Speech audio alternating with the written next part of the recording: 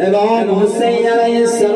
السلام میامد، سر او را به دامن میگیرد، به دامن حسین جان را به جان آفرین تسلیم مینمود. اما امام حسین میداند اگر زود نرود زنده سر اونها را کوفیان و شامیان از بدن جدا میکند. صدای استغاثه حبیب بلند شد، حسین خودش را رسانید. صدای بریر بلند شد، صدای زهیر بلند شد، صدای جون، صدای هور، هر کسی به زمین می افتاد یک استغاثه با اماما می گفت. امام حسین خودش را بالین سر اونها می رسانید. اما حرف اینجاست، یا ابا عبدالله، یا ابا عبدالله. تمام اصحاب انصار، هاشمیان، عقیلیان وقت در زمین کربلا به شهادت رسیدند، سر اونها را تو به دامن گرفتی. امینم و اماننی دارم و لحظه اخیری که خودت رفتی در گوده قتلگاه قرار گرفتی، سر تو را که به دامن گرفت. نمیخوام شما را گودال ببرم، اما در مقاتل نوشته سر امام حسین راستی که از در بغل گرفتم. اول مادرش فاطمه زهرا سلام الله علیها و زمان سر بریده حسین بردن وارد تنور خوری کردن. آخ زن مومینه خوری میگه شبانگاه متوجه شدم از داخل مطبخ خانه یمان نور به سوی آسمان ساطع میکند. آمدم وارد مطبخ خانه شدم، دیدم زنهای محجبه اطراف تنور ما را گرفتند، اما یکیشان از همه کرده بیشتر گریه میکند، ناله میکند، صدا میزند وای فرزندم، وای حسینم. اول مراتب سر حسین را مادر از زهرا از میان تنور خوری بیرون آوردن، صورت خاکستر آلود حسین را پاک میکند و نوازش میکند. دوم کسی که سر امام حسین را در بغل گرفت و در کوفه بود در مجلس عبیدالله زیاد، دلها بسوزد اونجا که بود. لحظه ای که زینب کبرا به خود بخواندن آغاز کرد و شروع کرد میگه رباب همسر امام حسین سر ابا عبدالله را از میان تاش در بغل گرفت. اما سومین کسی که سر امام حسین را در بغل گرفت و نازدانه حسین رقیه 3 ساله حسین و کجایه و در شام مجلس یزید ابن معاویه لعنت الله علیه. شبانگاه بابا را در خواب میبینه، از عمه جویای بابا میشه، همه خرابنشیان باز خواب بیدار کرده. صدای رقیه به گریه بلنده، عمه جان زینب زینب عمه.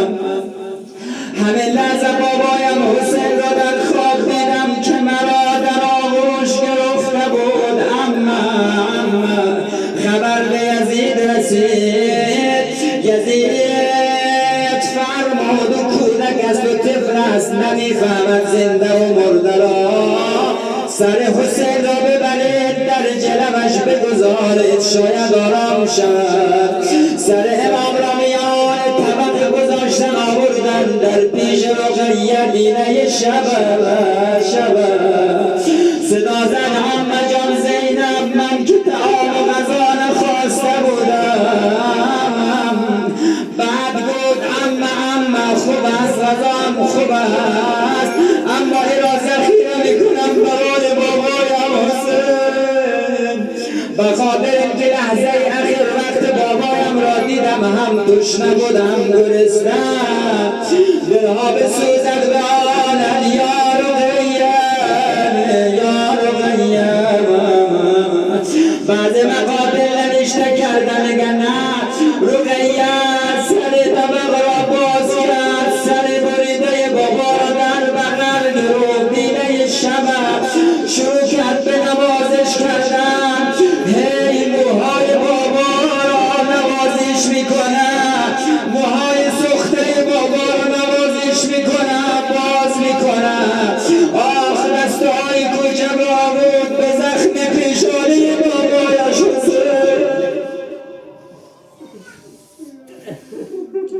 بابا را نوازش میکنه کم کم آمد به خون چشمان حسین دستها را پایین آورد به لبهای خونالود حسین یا ابا عبدالله کم کم دستهای رقیه پایین آمد به محاصره به خون خضاب حسین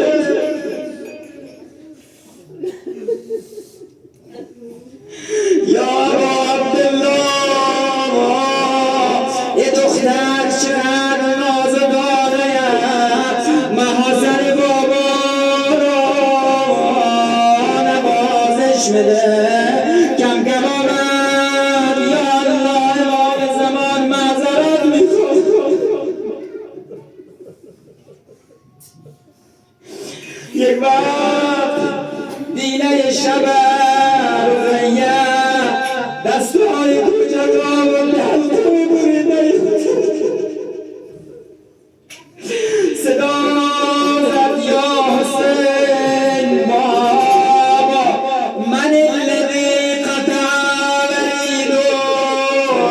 بابا جان حسین جان که رگهای گردنت را بریدم که مرا در کودکی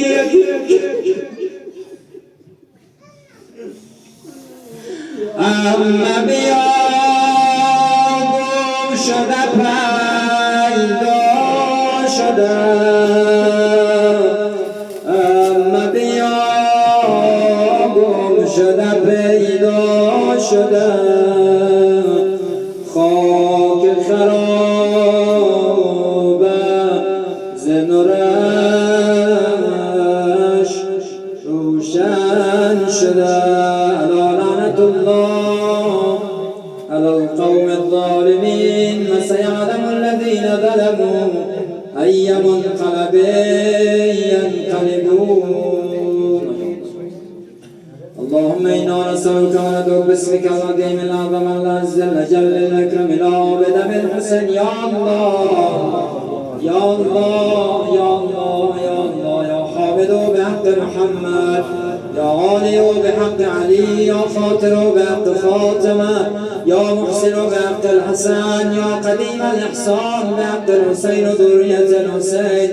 پروردگار عالمین قلت طاعات عبادات توسلات عزیز داری از ما و جمع موبانی محفل بکرمت قبول بفرمای